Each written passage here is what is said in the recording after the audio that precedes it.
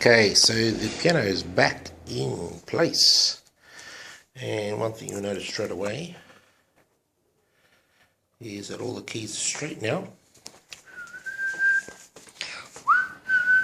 They're all straight, and more importantly, I'll just turn it on.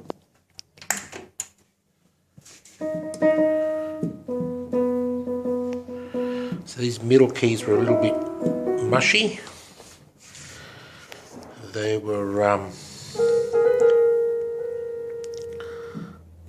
some of the middle keys and the middle octaves were a little bit softer than normal. So you'd play louder notes here, and by putting the same amount of pressure, they will be softer in the middle. So I think that's due to, I'd like to show you this, all these little individual tabs, which I'll show you now in a second. If you can see these are all over time, they just started to disintegrate. And these are the little pads that sit under the, sorry about the swing of the camera, but I've just done this on my phone. Actually, this is a good one. These are probably on the ends. This one was a good one. These are probably on one of the ends of the keyboard, but the ones in the middle, like this one for example, just completely disintegrated. And so when you strike a key,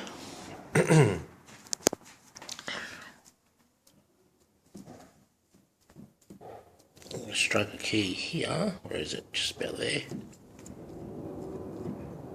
That little black line there. Well, that's the pad I replaced it with.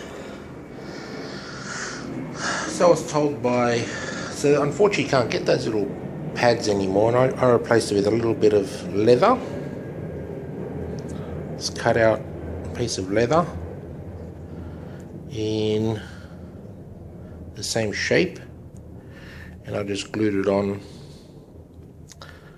to where the pads were, and I put a little bit of talcum powder to give it some lubrication. That was a suggestion that someone from a service manager from Kawai in Germany, of all places, told me to use as a substitute. We'll see how it goes. I don't think it'll last as long as a piece of plastic, but as you can see, all the notes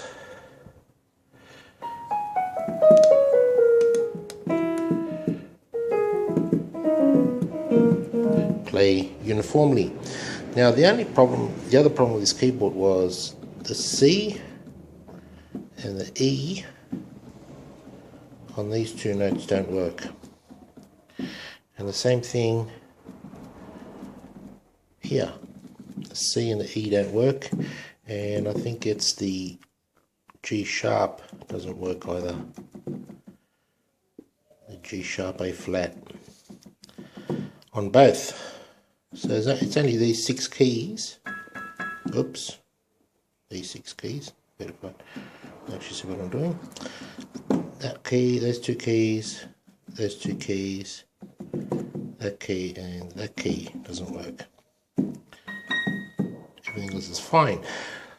I don't think it's these little pads. Let me just jump over. I don't think it's these little pads that I was talking about before, the little rubber pads. I don't think it's those. Where are they? Under there. Right in the middle. These pads here.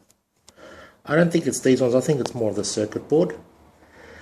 Because the fact that it's a bit too much of a coincidence that those 2 exact keys don't work for both octaves. So I'm thinking there's something on this circuit board which is stopping those keys from working. Now, I found when I opened this up that it was very, very dirty. I found a spider in there, a little small spider. I found, I don't know, like a little cricket couple of cricket type creatures that were sitting in here, and I believe that's probably what caused the problem with Lucky. There was little bits of rust as well. I don't know if you can see it on the other, little bit of like a spot rust just under these keys here. So I'm thinking either the circuit itself has been damaged. I don't think it's anything to do with this, but that's my suspicions. I think the actual circuit, this circuit here, whoops, this one down here, I think that's faulty. So what I'm going to do now is pull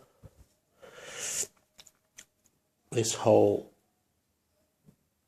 console off, and I think he pulled them out underneath.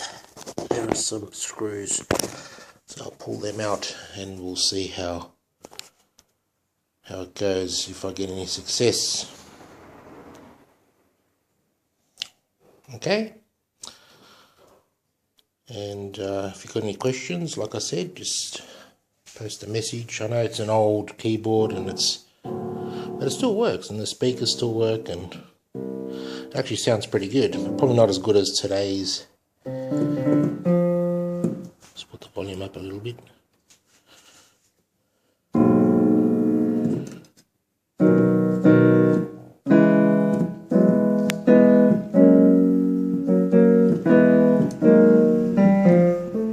Anyway, let's see how we go.